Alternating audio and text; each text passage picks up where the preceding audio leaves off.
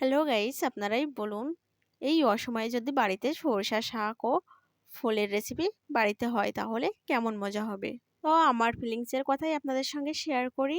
বাড়িতে যখনই এই রেসিপিটি করেছি তখন কিন্তু অন্য কোনো রেসিপি করিনি, শুধু একটা রেসিপি দিয়ে সকলে আঙুল চেটে পুটে খেয়েই উঠে গেছি আর গপাগপ এক থালা ভাতই শেষ করে নিয়েছি। তো আজ এত ফিলিংসের রেসিপিটি আপনাদের সঙ্গে শেয়ার করব। এই রেসিপিটির সামনে কিন্তু মাটন কষাও হার মানতে বাধ্য।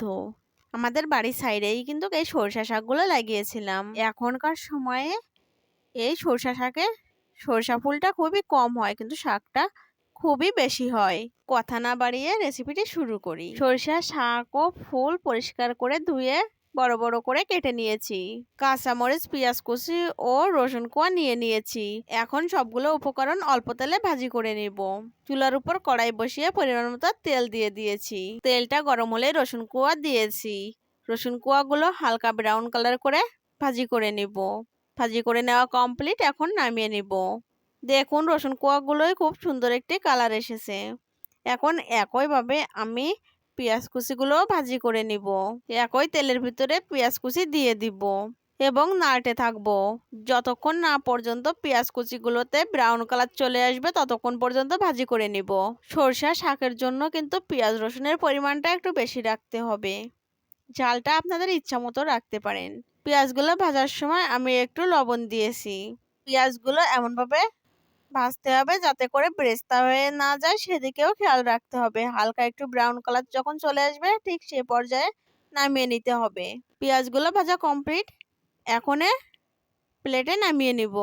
এখন একই তেলে আমি কাঁচামরিচগুলো ভাজি করে নিব। কাঁচামরিচগুলো হালকা একটু ভেঙে রেখেছি, না হলে তেলের ভিতর দেওয়ার সঙ্গে সঙ্গে ফুটতে পারে, সেজন্য। কাঁচামরিচগুলো ভাজা কমপ্লিট, এখন নামিয়ে নিব।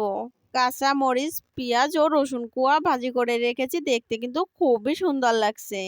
একই তেলের ভিতরে আমি সরষা শাকগুলো দিয়ে দিব।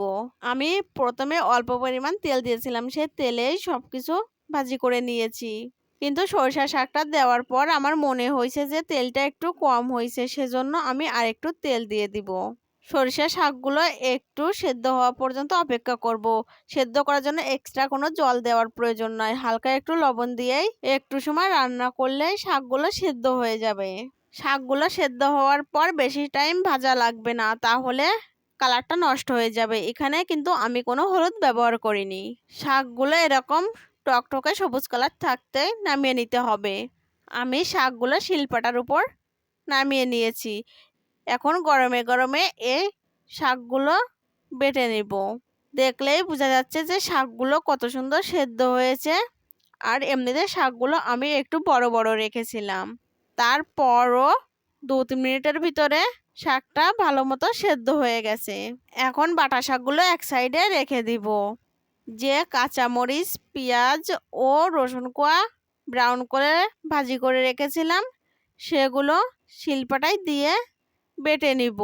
আমার রেসিপিটি ফলো করে বাড়িতে একবার হলো এই রেসিপিটি তৈরি করবেন। আর কেমন হলো তা কমেন্টে জানাতে ভুলবেন না। আশা রাখছি বাড়িতে যদি এরকম একটি রেসিপি হয় তাহলে ভাত একটু সকলে বেশিই খাবেন। পেঁয়াজ, রসুন ও কাঁচামরিচ বাটা কমপ্লিট। এখন এই বাটা মশলাটাও এক সাইডে রেখে দিব। আমি এখানে 1 পিস রুই মাছ নিয়ে নিয়েছি। এখন মাছ থেকে কাঁটাটা ছাড়িয়ে নিব। সরিষা শাক বাটাতে চিংড়ি মাছ দিলে বেশি ভালো লাগে, কিন্তু আমার হাতের কাছে এখন চিংড়ি মাছ নাই, তাই আমি এখানে একটা রুই মাছ ব্যবহার করেছি। মাছগুলো থেকে ভালো করে কাঁটা ছাড়িয়ে নিয়েছি এবং শিলপাটায় ভালো করে বেটে নিব।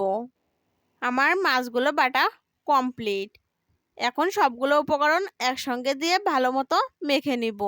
দেখুন সরিষা শাকটার কালারটা কত সুন্দর উজ্জ্বল ও টকটকে হয়েছে। এখানে যদি হলুদ ব্যবহার করা হয় তাহলে এরকম একটি টকটকে কালার কিন্তু পাওয়া যাবে না, সেজন্য হলুদ ব্যবহার করতে হবে না। আমি একটু চেখে দেখেছি এখানে লবণ কম রয়েছে, সেজন্য আর একটু লবণ ও সরিষার তেল দিয়ে ভালো মতো মেখে নিব। মেখে নেওয়া কমপ্লিট, এখন নামিয়ে নিব। খুবই সহজে ও অল্প সময়ে রেসিপিটি করে নিয়েছি। এখন শুধু গরম ভাতের সঙ্গে ভর্তাটি খাওয়ার অপেক্ষা রাখছে। আজ এই পর্যন্তই।